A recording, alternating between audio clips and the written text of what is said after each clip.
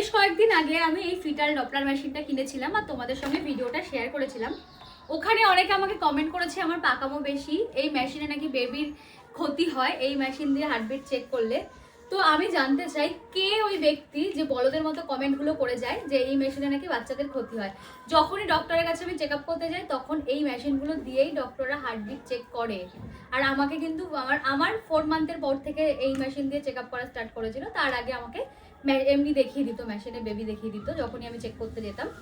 আর এমনকি সেন্টারে যখন আমি লাস্ট টাইম তোমাদের শেয়ার করেছিলাম, সেন্টারে আমি চেক আপ করতে গেছিলাম, তখনও কিন্তু এই ডপলার মেশিনগুলো দিয়েই হার্টবিটগুলো চেক করে কত আছে বাচ্চার বিপি না আছে।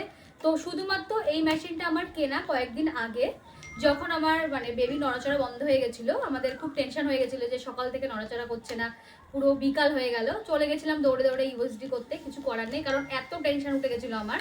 কারণ মানে তার কয়েকদিন আগে একটা বাজে আর কি একটা ভাবনা চিন্তা এসেছিল।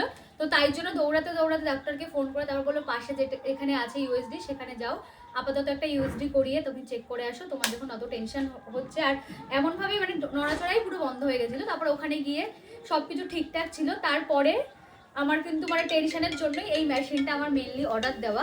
আর এই মেশিনটা কেনার পর থেকে অনেকে অনেক মন্তব্য করছে, অনেকে অনেক কমেন্ট করছে। আমি জানি না, যাদের বেবি হয়েছে তারা হয়তো মানে ডক্টররা চেক আপ নিশ্চয় যখন করতে গেছে তখন তারা জানে, যাদের মানে বেবি আছে বা এরকম যারা গাইনোকোলজিস্ট দেখিয়েছো, যে এই মেশিনগুলো দিয়েই ডাক্তাররা হার্টবিট চেক করে। এই মেশিনগুলো কিন্তু হার্টবিট শোনার জন্যই, এতে কোনো বেবির ক্ষতি হয় না। এমনকি একজনা গবেট মার্কা লোক আমার আমি একটা রিল ছেড়েছিলাম, সেখানে আমি আমার ইউএসডির ফটো দেখিয়েছিলাম, বলে ইউএসডি করলে নাকি বেবির সমস্যা হয়।